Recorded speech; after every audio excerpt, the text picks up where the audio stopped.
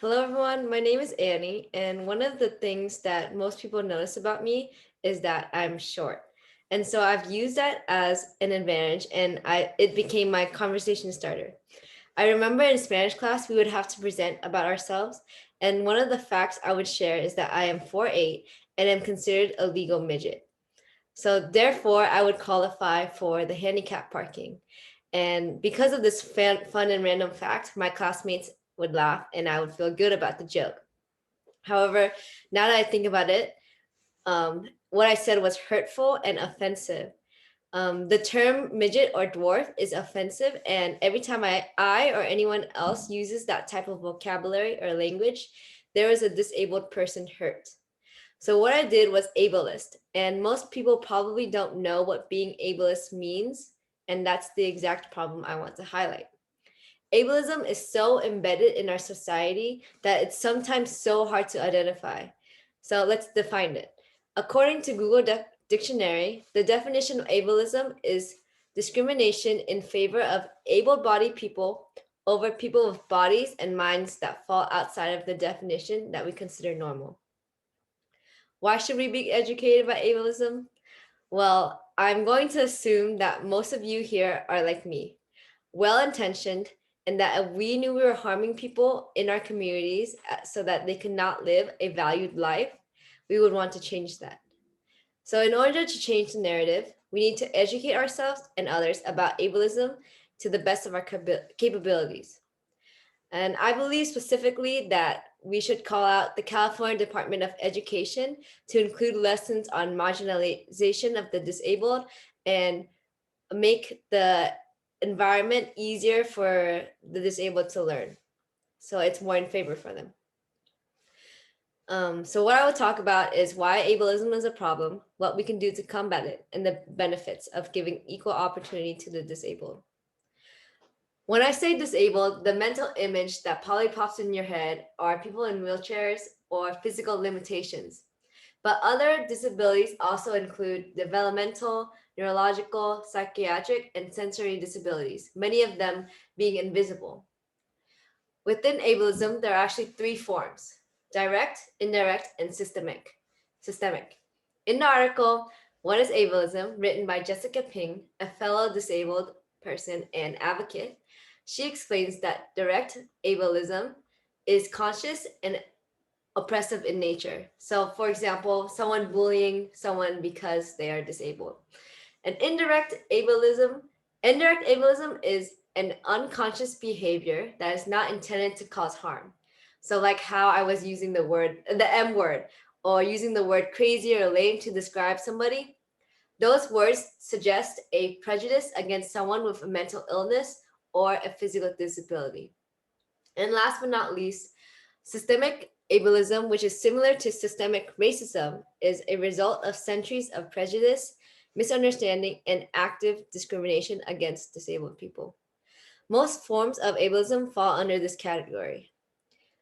Because these beliefs are so deeply rooted into our social structure, they impact everyone, meaning that in some capacity, everyone in the world has ableist tendencies, including those who have disabilities.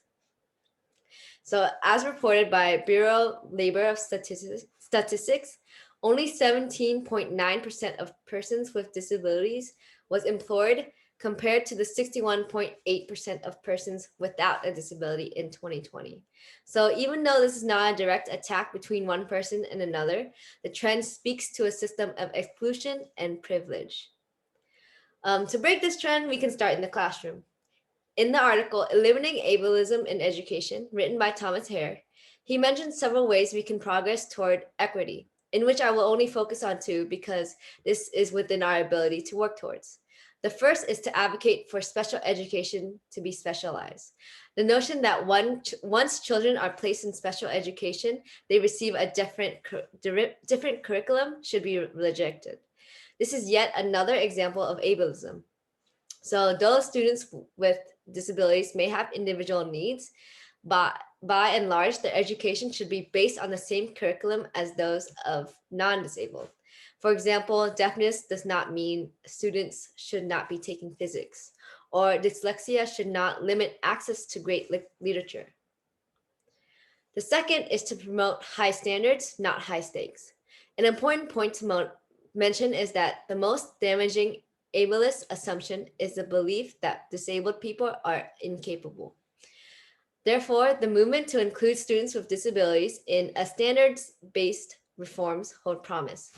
So, however, high stakes testing prevents students from being promoted or receiving a diploma based on just the performance of standardized testing, which is very problematic. So, to sum up, this is ableism in the extreme.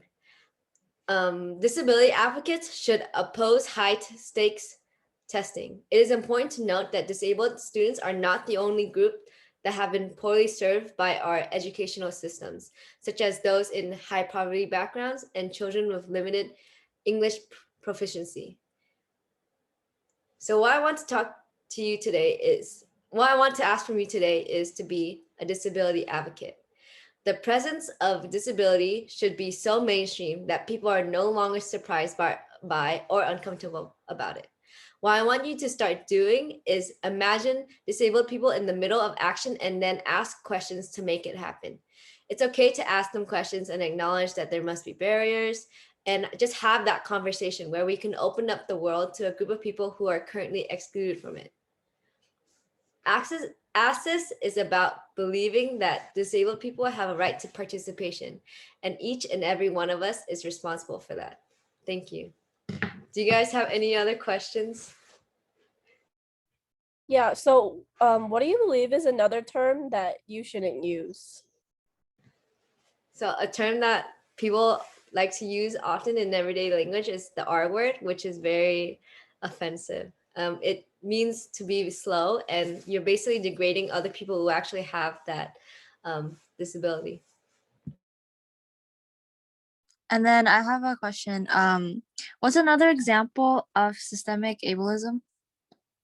So actually, I have my sister who has cerebral palsy, which she is disabled, and she always complains, or like not complains, but rants about how the government gives her about $800 a month, which seems a lot, but really it's only 800 if she's living independently. And if she makes more than maybe 50,000 a year, she can't get that money, even if she needs it. So she feels very conflicted between getting a job or getting the SDI money. But yes. Any other questions? Yay, thank you.